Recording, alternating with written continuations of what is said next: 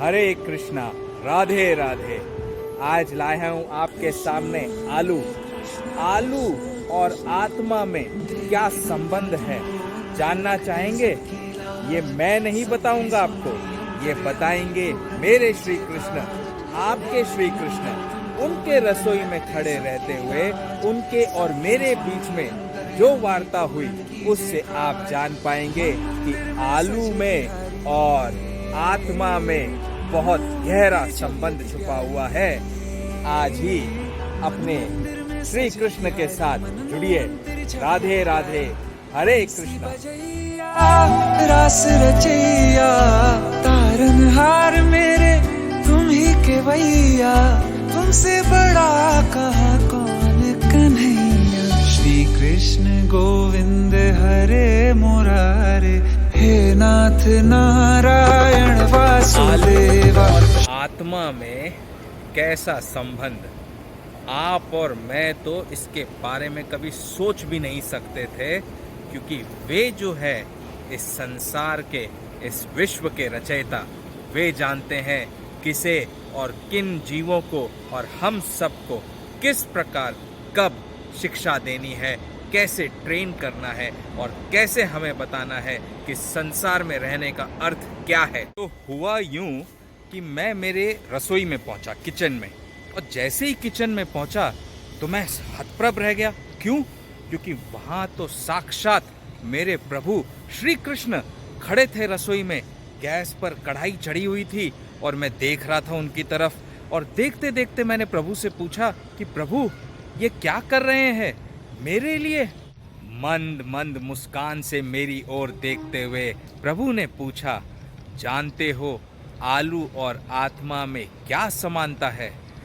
मैं तो ठहरा अज्ञानी, भोला ढाला, और मैं प्रभु के प्रश्नों के पीछे छुपे हुए राज को कैसे जानूं?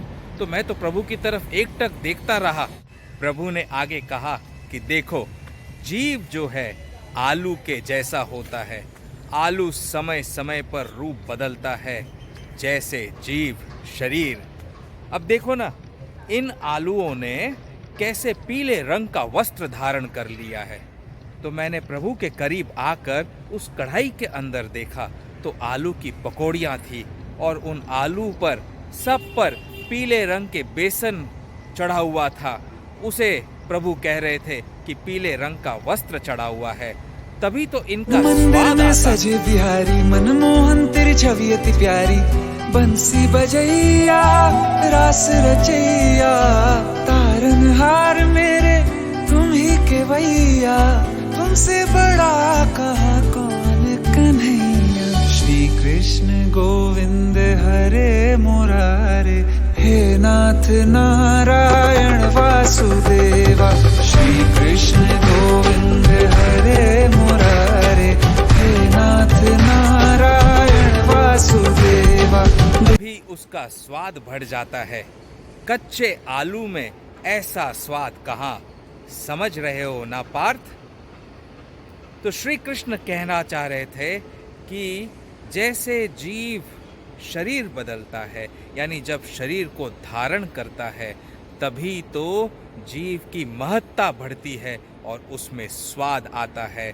जैसे कच्चे आलू में कोई स्वाद नहीं होता, कच्चे आलू का कोई टेस्ट, कोई वजूद नहीं होता, उसी प्रकार जीव का बिना शरीर के कोई वजूद नहीं, कोई अस्तित्व नहीं है। भाई ये सब प्रभु की वाणी उनके श्रीमुख से सुनते ही मेरे तो पैरों के नीचे जैसे जमीन न रही हो, एकदम हतप्रभ रह गया कि क्या उदाहरण दे रहे हैं प्रभु। तो मैं उन्हीं की तरफ एकटक देखते रहा।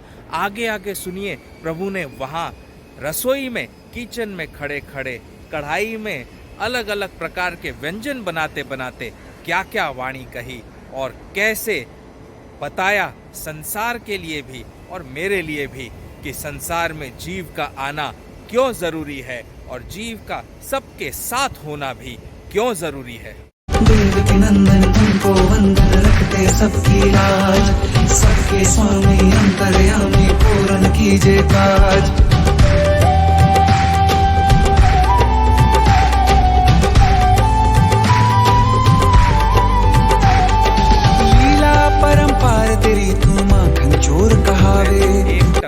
घंटा स्तब्ध रहकर अपने प्रभु श्री कृष्ण की ओर देख रहा था, उन्हें निहार रहा था। क्योंकि जब प्रभु सामने होते हैं तो आप कहीं और कैसे देख सकते हैं, लेकिन उनकी मंशा जो थी वो बहुत ही साफ थी और मुझे समझाने की थी। उन्होंने कढ़ाई की ओर इशारा करते हुए देखा कि देखो पार्थ, ये जो कढ़ाई में आलू अब मटर के साथ मिल गया है। उतने में ही देखता हूँ तो कढ़ाई में आलू मटर की सब्जी बन रही थी। देखिए प्रभु की लीला कैसी है। तो ये जो आलू मटर के साथ मिल गया है, और जैसे ही मैं उधर देखता हूँ तो उतने में ही आलू मटर की जगह आलू पनीर रसेदार की सब्जी आ जाती है वहाँ पर। और प्रभु कहते हैं चाहे आलू मटर की सब्जी हो या आलू पनीर के साथ मिल जाए तो उसका स्वाद कैसे दोगुना हो जाता है। ठीक उसी प्रकार जब जीव भी और जीवों के साथ में मिलता है तभी उसका स्वाद दोगुना होता है, यानी उसका महत्व भी बढ़ जाता है और उसके जीने का मकसद भी उसे मिल जाता है। और तभी जीव का जो जीवन है वो रसपूर्ण बनता है। तभी तो उसे जीवन का महत्व और अर्थ समझ में आता है। जितने अच्छे जीवों के साथ में जुड़ेगा, स्वाद जीवन का उतना ही अच्छा होगा। ठीक उसी प्रकार जैसे आलू जितने अच्छी सब्जियों के साथ, जितने अच्छे मसालों के साथ बनता है, स्वाद उसका उतना ही बेहतरीन होता है। बताइए अब इसका अर्थ क्या हुआ? इसका अर्थ तो सीधा सीधा यही है ना कि सत्संग में रहना चाहिए और अच्छे भक्तों के साथ होना चाहिए। धर्म की राह पर जो चलते हैं उनका साथ ही हमें हमेशा लेना चाहिए और उन्हीं का साथ ग्रहण करना चाहिए। तभी हमारा जीवन भी बहुत ही सुंदर और अमूल्य बनेगा। I was so mesmerized at this educational training, this kind of lecture with such a good example. Hardly any teacher can train a child like this. Shri Krishna कहना चाहते थे कि जब जीव धर्मपरायण जीवों के साथ में जुड़ता है तो उसका जीवन निखर जाता है, उसके आगे का मार्ग भी अति स्वर्णिम हो जाता है। अब इसके आगे मेरे माधव ने क्या किया, इसे जब आप सुनेंगे और देखेंगे तो आप भी सोचेंगे कि ऐसा परम गुरु तो किसी विरले को ही प्राप्त होता है। हम और आप सौभाग्यशाली है जो हम कृष्ण भक्त हैं, राधा रानी के चरणों में हमारा वास है। तो सुनिए आगे क्या लीला रची प्रभु श्री कृष्ण ने। अब जैसे ही मैंने प्रभु की ओर देखा और फिर कढ़ाई में देखा तो वहाँ तो सारी सब्जियाँ गायब और वहाँ तो बेसन की आलू की पकौड़ियाँ बढ़िया एकदम पीली लाल तल चुकी थी। प्रभु ने धीरे धीरे उन पकौड़ियों को निकाला, एक प्लेट में रखा और फिर उस तेल की कढ़ाई को प्रभु ने वहाँ से हटा दिया और हटाकर उस गैस पर उन्होंने दूसरी कढ़ाई रखी। क्या किया प्रभु ने दूसरी कढ़ाई में और क्या बताना चाह रहे थे? तो अब आपके और मेरे सूरत हमारे श्री कृष्ण ने कढ़ाई तो गैस पर दूसरी चढ़ा दी थी, साथ ही में एक छोटा सा बाउल लिया जैसे कटोरा होता है। उस कटोरे में उन्होंने कुट्टू का आटा डाला। कुट्टू का आटा जानते हैं, राजगीरा कुट्टू, जो हम व्रत में, एकादश के व्रत में, उपवास में हम इस्तेमाल करते हैं। वो आटा उन्होंने उस बाउल में डालकर उसे धीरे धीरे अपने प्यारे हाथों से घोला। एक आलू लिया, उसे छीला और छीलते छीलते मधु मुस्कान रूपी मेरी ओर देखे जा रहे थे और अपना काम किए जा रहे थे। उसके गोल गोल टुकड़े करके उन्होंने कुट्टू के आटे में घोले और घोलकर मिलाते हुए मेरी ओर फिर देख रहे थे कि तुम ध्यान पूर्वक देखो पार्थ इसे। और उसे घोलकर उन आलू की पकौड़ियों को उन्होंने कढ़ाई में लिया। देसी गौ माता का घी, ध्यान से सुनिएगा, देशी गौ माता का घी उन्होंने लिया और लेकर उसमें वो कुट्टू के आटे में लिपटी हुई आलू के गोल गोल टुकड़ों को उस कढ़ाई में डाल दिया और तलते गए। और फिर प्रभु ने कहा, जानते हो पार्थ, कुट्टू के आटे में जब आलू लपेट जाता है और देसी गौ माता के घी में इसे पकाया जाता है तो इसका स्वाद स्वर्गिक हो जाता है। इतना स्वादिष्ट हो जाता है कि इसके आगे सारे व्यंजन बेस्वाद है।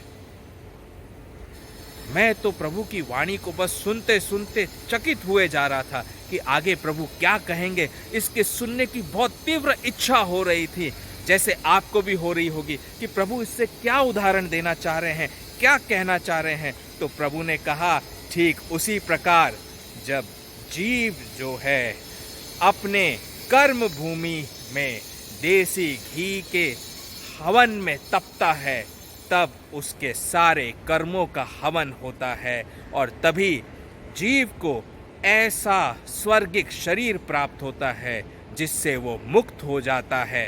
इतना कहते कहते प्रभु ने वो कुट्टू के आटे की पकौड़ियाँ कढ़ाई में से उतारी, प्लेट में रखी और उसने अपने दाएं हाथ में लेकर यूं प्रभु ने खाते हुए कहा कि जब जीव को ऐसा ऊपर के लोक का शरीर प्राप्त हो जाता है तब उसे मैं ग्रहण करता हूँ। पार्थ, कुछ समझे पार्थ?